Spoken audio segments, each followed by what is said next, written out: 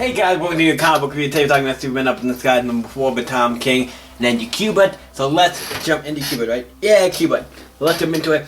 This is gonna be a quicker, probably gonna be quicker because the first story. First half of this is gonna be real quick. It is the Superman Flashpoint, and you're probably thinking like, what's that to do with Superman Up in the Sky? If you've been reading it, this is, and I like what they do with the Superman ones. They do split it up into like, hey, here's Superman Up in the Sky. It's at part 7, and then quickly. So when we get to the other half. It goes to part 8, so I'm like, they actually say it and identify, like, kind of like, hey, this is part 7, part 8. Some books don't do that, some do. Some just string them together. Whatever the case, it's fine. But we have Superman Flash Race. You probably, like what I just said, well, what the hell is that? You said, we see Superman Flash Race, and it talks about the whole race and them, and like how. Also, Lex Luthor bet on Superman if he won, because he's like, yeah, Superman's not gonna win. It's the Flash. He kind of figured out he'll give a bunch of money to charity. Like to double the amount, something really great, and Superman knows about it, so he has to do it.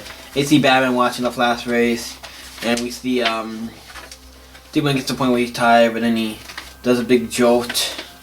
The point where he's tired, and he does a big thing to catch up to him, but then he gets tired again. But then he eventually gets it, and he barely beats Flash. Looks like he barely just won Flash, and then like there's obviously did the stuff.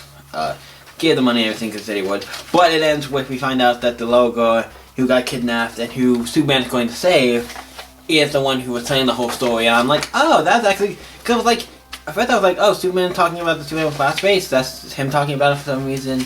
Then I realized it wasn't him talking. I'm like, immediately I was like, oh, he's not talking. So I'm like, oh, so they did not so I realized immediately it wasn't Superman talking. I'm like, oh, yeah. The Flash is gone, so it wouldn't really matter. It wouldn't make sense to be him. But I was like, okay, this is interesting. It's the Logo, and then by the end it's the Logo. I'm like, what does this have to do with the book? And then by the end I found out it's the Logo talking. I'm like, oh shit, that's pretty cool.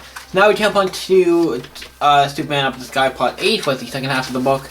Superman is going through this thing. There's this electric little purple light in the sky. He gets hit, and then basically Superman and Clark Kent are now both their own person. Like separated them, and then they go down to the planet, the closest planet, because I went right by it, and it's a snow planet. So it's obviously, it takes food. Superman talks about how like what's going on. Like, okay, this place is isolated.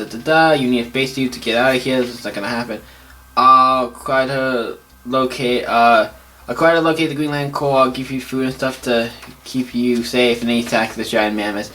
Basically kills him, but he does it to feed, what's it called? Does Superman kill animals, like, to feed? Like, if he needed to, would he kill an animal to feed? That's one of the things Superman does in this. I'm like, I mean, obviously they're split up and they're kind of acting different, so it's kind of, at least Superman's acting different.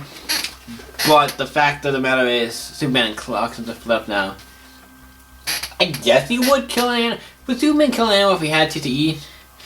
If he's on a planet, I don't know. I mean, I know he eats burgers and stuff all the time, so I guess he's not against it 100%, so.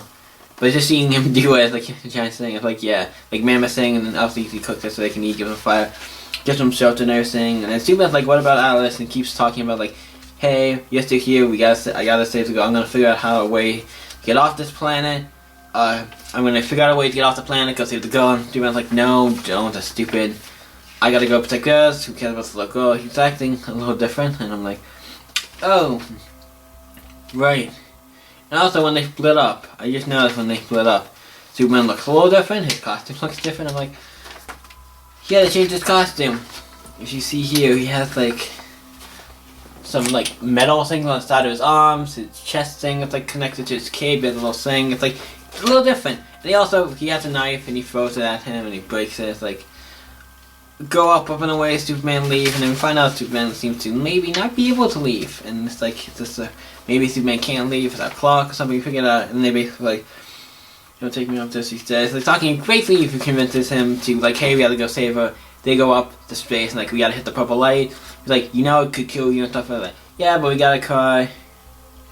So they go up into space, and they're gonna probably hit the purple light and change back. I don't know if they're gonna show that, if it doesn't, fine, because we know they're gonna get back. It's like it shows in this issue they're going up to hit the purple light again to change back. So if they don't actually show it, I'm fine with that. we get the implication here that they're doing it, and we know. So it's like, yeah, it's fine. It says next, a deal with the devil. I'm kind of curious to see what happens in the next issue. I know at the end he does. The only thing I know about the series is I know at the end he does save the girl, but that's kind of the point. Obviously, it would be weird if he didn't for this whole series. But I like this issue. It was good. Probably one of my more. I think I like the second story more than the first. The first story was fine. The Flash race is always cool to see. And it's definitely like seeing it in this weird perspective and to see it, and it was like, yeah, the book was great. I gotta give this one. I'm gonna give it a. What do I give it up in Sky number 4? I give it a solid 8. Not bad. I've seen this other issues that have been better, but this one was still good, still quality, still a good book. So if you guys been enjoying Superman Up in the Sky, let me know. And what did you think about issue 4? Let me know in the comments down below. Let's talk about it. You guys can always stay up. I'll see you next week, guys. Bye.